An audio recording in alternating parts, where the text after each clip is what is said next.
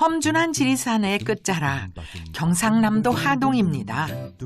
산 좋고 물이 좋아 그런지 근사한 집도 많은 동네죠. 두 번째 집도 기대가 큰데요. 오늘 제가 온 곳이 하동인데요. 이 하동 중에서도 제가 지금 있는 마을이 돌이 많아서 입성리라고 불리는 곳이라고 합니다. 보니까 벌써 주변에 돌들이 많은데 그런 크면서도 아주 잘생긴 이 돌들이 주변에 그냥 너무 자연스럽게 널려 있는데 다시 봐도 신기하네요. 바위가 참 잘생겼네요. 돌을 구경하며 얼마나 더 걸었을까요? 저기 뭐가 하나 보이긴 보이는데 저기 집이 있는 것 같은데요? 자갈길 끝에 둥근 지붕, 바로 저깁니다. 어쩌면 집이 이렇게 모난 데 없이 동글동글할까요? 마을 입구에서 만난 하동의 바위를 닮은 것처럼 보이기도 하는데요. 집을 지을 때 바위가 많아 여간 애를 먹은 게 아니랍니다. 안녕하세요. 안녕하세요. 집 구경하러 왔습니다. 네. 반갑습니다. 네, 반갑습니다. 요즘엔 악수 대신 주먹 인사라면서요. 근데 두 분이 이렇게 완벽하게 커플룩으로 입다 보니까 이렇게 됐습니다. 네. 여기 같은 거밖에 없어요. 그래요? 근데 이 바위들이 참 범상치가 않네요. 네. 공사하다가 네. 약간 어중간하게 튀어나와 있는 걸 어떤 사람은 깨자 그러고 어떤 사람들은 치워보자고 하는데 제가 하루는 그날 꿈에 큰 바위가 하늘에서 떨어지는 거예요. 이거는 이거 파라는 건가 보다. 그래서 한번 덜어내 보자 이래서 조그만 바위일 줄 알았는데 요래 큰 바위. 어쩌면 수만 년 전부터 이 터에 뿌리박고 있었을지도 모릅니다. 그래서 부부는 기꺼이 바위와 함께 살겠다고 결심했답니다. 조그마한 자갈까지 털을 고를 때 나온 돌들은 하나도 버리지 않고 돌담을 쌓기 시작했죠.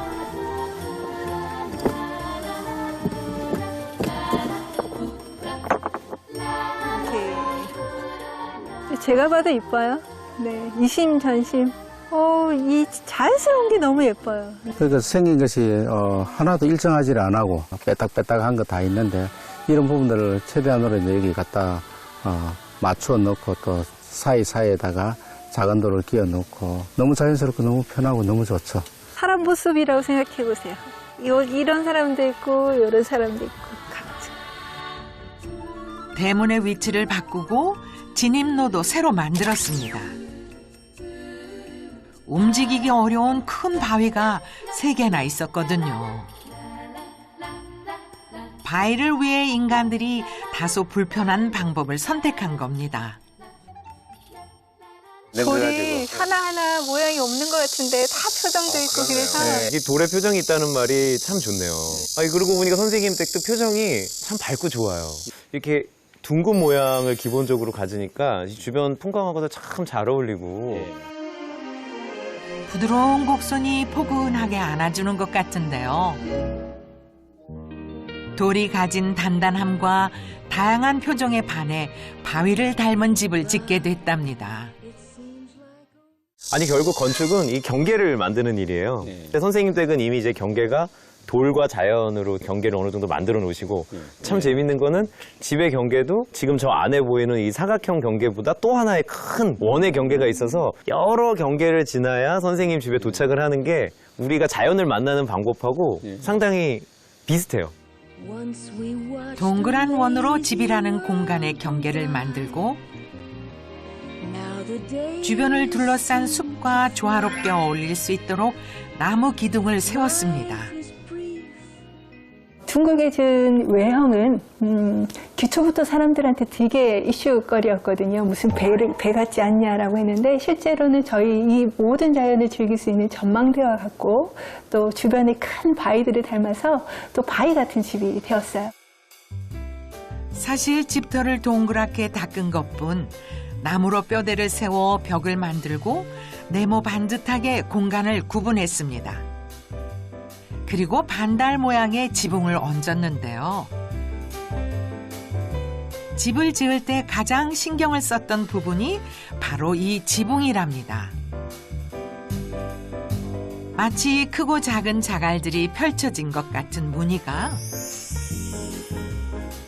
마을 입구에서 본 돌들을 떠올리게 하는데요. 바로 이분이 바위를 닮은 집을 설계하고 직접 시공까지 담당한 건축가인데요.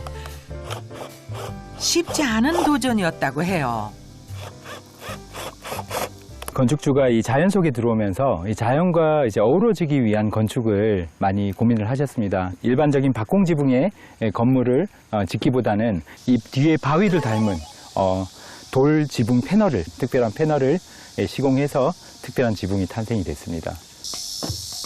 최대한 자연과 닮은 집을 짓기 위해 지붕의 패널도 하나하나 세심하게 디자인했다고 합니다. 두 가지가 반복되는 거예요. 예, 그래서 하나는 이 지붕의 뾰족한, 이 돌의 또 뾰족한 모양, 반대쪽은 이 지붕의 이제 둥그런 모양. 크기도 색깔도 제각각인 자갈과 바위를 그려내기 위해 알루미늄 패널을 특수 가공해 다채로운 색을 입혔습니다. 햇빛 아래 감도는 은근한 광택이 참 아름답죠. 지붕 구경은 끝났으니 집의 구조를 들여다볼까요? 전체적으로 구조가 이게 목구조. 네, 맞습니다. 중목 구조 중에서도 이제 공학 목재를 사용해서 설계할 때부터 이제 컴퓨터로 설계를 해서 이제 모든 것들을 이 기계 가공, 프리컷을 해서 현장 와서 조립하는 구조입니다. 보니까 이 밑에 부분도 굉장히 독특하고요. 네. 이제 목재로 내려오다가 땅이랑 만나는 지점도 좀 독특하고. 이제 목재 자체가 아무래도 수분에 이제 약하다 보니까 이제 땅과 지면과 닿으면은 띄우려고. 네. 그래서 그런지 이 아름다운 자연에 이렇게 탁 놓였는데도 전혀 이렇게 부담 없이 곡선, 이 원이란 게 이렇게 좀 따뜻하고 자연스러운 거구나. 바위를 닮은 집의 속사정이 궁금한데요. 입구부터 나무 향기가 그윽하게 풍깁니다. 여기가 내부예요? 이야, 어떻게 하다. 오. 정갈하게 손님을 맞아주는 현관을 지나면 거실이 한눈에 들어옵니다. 가장 높은 천장에는 나무로 만든 대들보가 고풍스러운 분위기를 더하고 세련된 현대의 감성이 한옥의 전통적인 멋을 만나 조화를 이룹니다. 야, 이 밖에서 봤을 때는 굉장히 그냥 현대적인 집이라고 생각을 했었는데, 안에 들어와 보니까 한층 이 좀 한옥에 가까운? 이제 겉은 모던 주택의 어떤 그런 것을 표방하고 있지만은 이제 속은 이 구조가 나무로 되어 있기 때문에 말 그대로 중목 구조의 이제 기둥과 보 그리고 이제 지붕을 받치고 있는 석가래라든지 이런 것들이 다 이제 노출이 되면서 자연스럽게 그 은은함의 어떤 표현이 이제 한옥에서 느끼는 따뜻함, 나무 재질에서 오는 감성을 이제 느낄 수가 있고요. 나무 기둥을 촘촘하게 짜 맞추는 것은 한옥의 기본적인 건축 방식.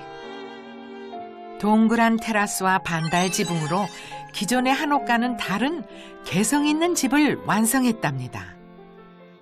이렇게 집에 살아보시니까 그 밖에서는 굉장히 또 분위기가 다르잖아요. 느낌이 다르죠? 네. 공기 자체가 아주 쾌적하고 일반 콘크리트에서 매캐하다든가 이런 부분들도 없고 여름에도 또 아주 시원하고.